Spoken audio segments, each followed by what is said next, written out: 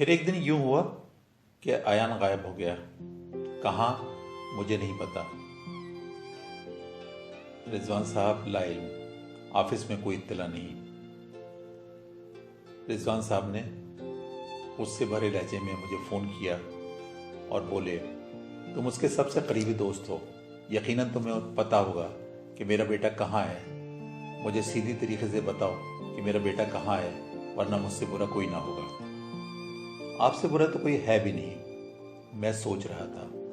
और अगर मुझे अयान के मुताबिक कुछ पता होता तब भी मैं आपको नहीं बताता। वक्त किसी के लिए नहीं ठहरता और वो अयान के लिए भी नहीं रुका। मेरे पास अयान का नंबर भी था और व्हाट्सएप भी, मगर हर जगह से फ़ोन के बंद होने की इत्तला आ रही थी। फिर एक दिन मस्जिद में प्रोफेसर साहब से मेरी मुलाकात हुई। मैं आगे बढ़ा, उनको सलाम किया। गुजरे हुए चंद माह उनको यकीन दिलाने के लिए काफ़ी थे कि मुझे अपने दोस्त के मुतालिक कोई इल्म नहीं है। सर, क्या आपने दुबई में मालूम किया कहीं वो अपने चाचू के घर तो नहीं चला गया? नहीं, वो दुबई में नहीं है। उनका खरा जवाब सुनकर मैं खामोशी से सर झुकाए अपने घर की तरफ चल पड़ा। फिर फेसबुक मैंने खंगाल दिया, मगर नहीं पता चला अयान का। न जाने वो कहाँ किस कोने में जाके छुप गया था। और जब मस्जिद में मेरी प्रोफेसर साहब से मुलाकात होती तो मैं चोर नज़रों से उनकी तरफ देखता कि शायद उनकी आंखें मुझे अपने दोस्त का पता दें, मगर वही अकड़ी भी गर्दन, करख लहजा, मैं खामोश हो जाता। फिर एक दिन रात को मैं हस्बे मामूल व्हाट्सएप चेक कर रहा था कि अचानक एक अननोन नंबर से मुझे वॉइस नोट मौसूल हुआ। मैं उछल पड़ा। अयान की आवाज़ थी। क्या हुआ? मेरी बीवी शैला, जो मेरे बराबर बैठी हुई थी, मेरे करीब आ गई। अयान का मैसेज है। मेरी आवाज़ लड़खड़ा रही थी खुशी से। क्या कह रहा है? उसने मोबाइल में इस तरह देखा जैसे मोबाइल में अयान का मैसेज नहीं, खुद अयान हो।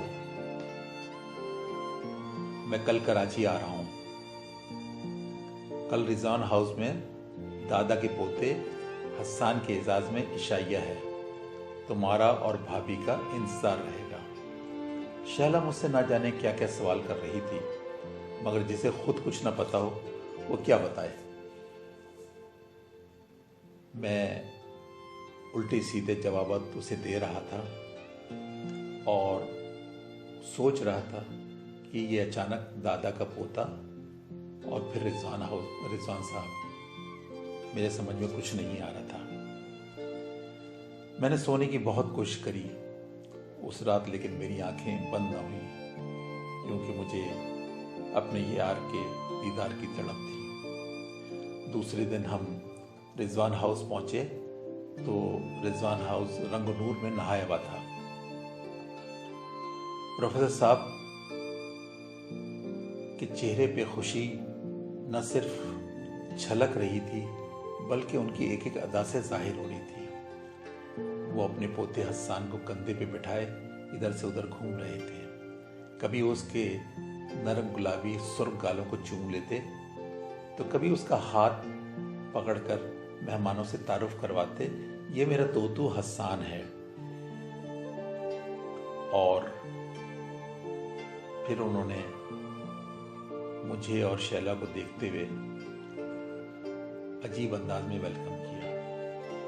वही प्रोफेसर रिजवान जो एक सख्त चेहरा, करख्त आवाज रखते थे, उनके चेहरे पे एक बहुत शफीक किस्म की मुस्कुराहट थी, नर्म लहजा था। उन्होंने मुझे देखा तो बोले, आओ भाई आओ, माशाल्लाह तुमने तो शादी भी कर ली। फिर उन्होंने शैला को गले लगाते हुए कहा, हमारी बेटी तो बहुत प्यारी है।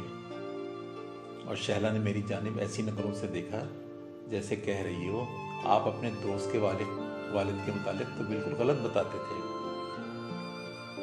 और अयान, उसके पास सवालों के जवाब देने के लिए कहाँ टाइम था।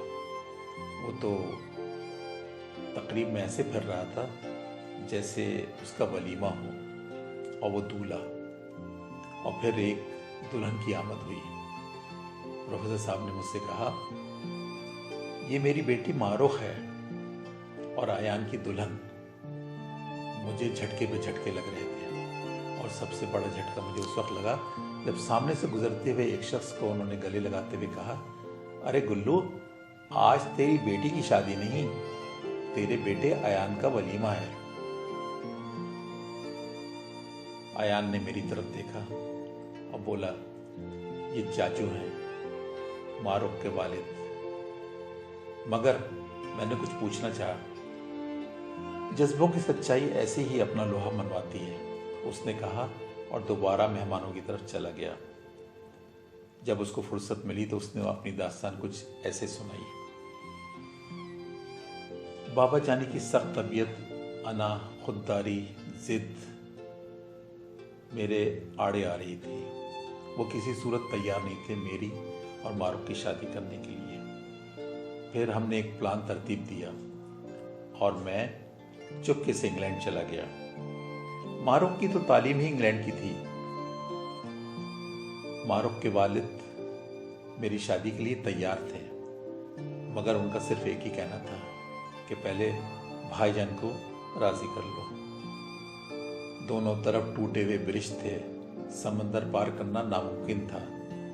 दोनों तरफ के अपने अपने मसाइल थे। मैंने मजीद पढ़ाई के लिए वहां दाखिला ले लिया और इसी दौरान चंद दोस्तों को बुलाकर हमने शादी कर ली।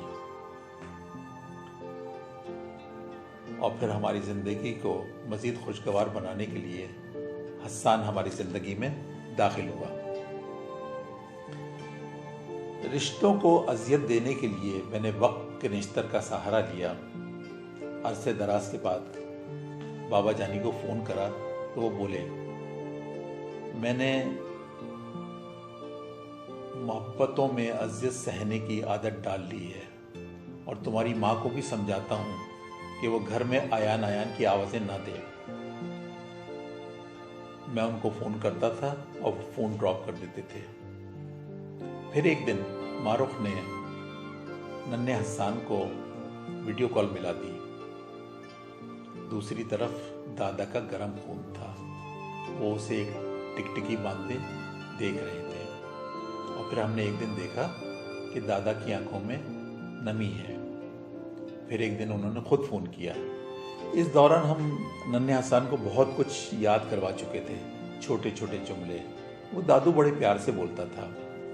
और जब प्रोफेसर साहब ने एक दिन उसे फ़ोन किया तो हमने देखा कि प्रोफेसर साहब की आंखों से आंसू जारी हो गए हैं। सारी अना, खुददारी और जिद आंसुओं में बह गई।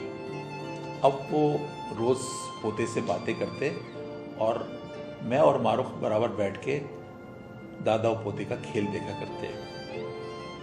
फिर एक दिन वो कहने लगे हस्सान से, मेरा तोतू कब पाकिस्तान आएगा।